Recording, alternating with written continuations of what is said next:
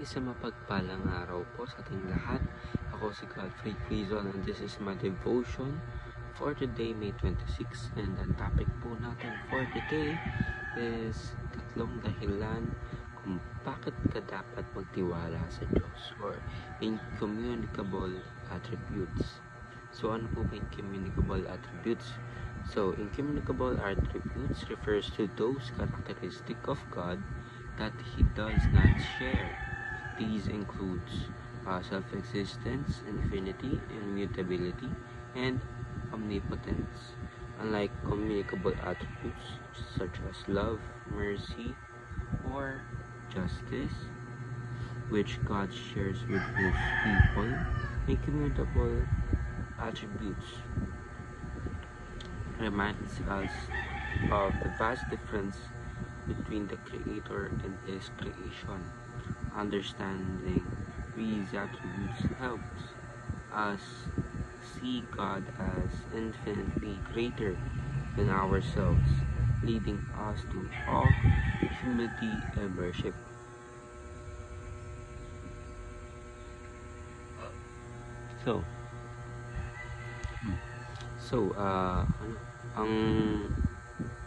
In simple terms po, ito daw po yung attributes ng ating Panginoon na wala tayo or hindi na-share ng ating Panginoon dahil siya ay creator. So ano po ito? Yung first teaching po natin for today is omniscience, omnipotence, and omnipresence. So ang ating scripture for today po is Psalms chapter 109 verse 1 to 4. Basahin ko po. You have searched me, Lord, and you know me. You know me when I sit and when I rise. You perceive my thoughts from afar.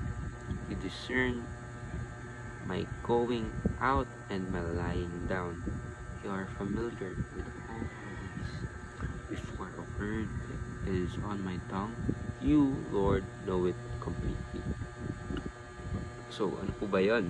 Ibig sabihin yun na pinapating ni Haring David sa kanyang salmo. So, omniscience po is God is all-knowing. Ibig sabihin lahat po na naiisip natin gawin, ginagawa natin na mga mali, ay alam po lahat ng ating Panginoon. Ibig sabihin, before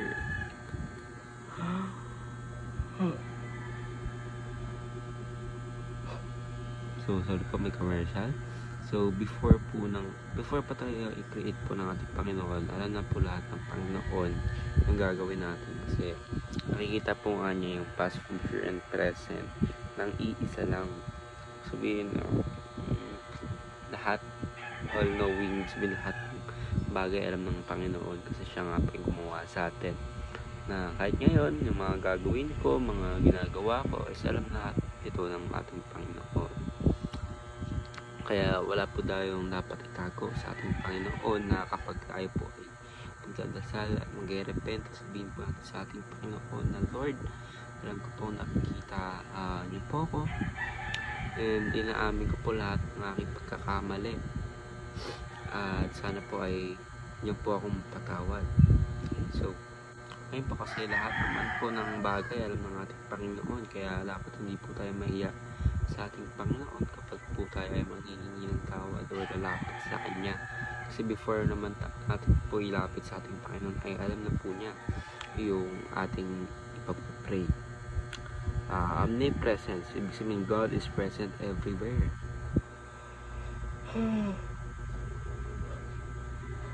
Sabi nga po ni Jesus na lahat ng place nandun siya, na wala po tayong pwedeng takbuhan kasi lahat ng place nandun pa si Jesus, lahat ng place nandun si God. So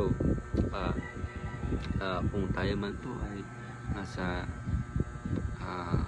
situation na minsan iniisip natin na kung meron bang Diyos or marami tayong problems na iniisip natin kung nasaan yung Diyos sa ating buhay. At lagi natin po tatandaan na yung Diyos natin is our Creator, hindi lang po siya tao rin na lumikha sa atin, kundi alam na niya po lahat ng ating gagawin, lahat ng ating ginagawa, and kung ano pinararamdaman natin. Kaya huwag po tayong mangamba na patuloy lang po tayong magtiwala sa ating Panginoon. So, third is omnipotence. God is all-powerful. Sabihin, kaya nga po tayo na-create ng ating Panginoon, di ba? Sabihin, kaya natin magtiwala sa Kanya kasi siya nga po yung creator natin. At sinasabi naman po sa Biblia na wala pong gusto ang ating Panginoon kundi yung ating kaligayahan, or yung matawag dito na may tamang term, yung the best na para sa atin, yung the best na plano, the best na bagay, lahat sabihin na yung ating Panginoon po, kasi alam niya po yung pinaka-okay sa atin na landas or path, kasi siya nga po yung creator natin. Kaya dapat magtiwala po tayo sa ating Panginoon kasi siya po yung lumikha sa atin. So, yun lang po. Ako si Godfrey Quizon, and this is my devotion for today, May 26. Sana po ay maraming kayo tutunan. Dahil lang po ay God bless.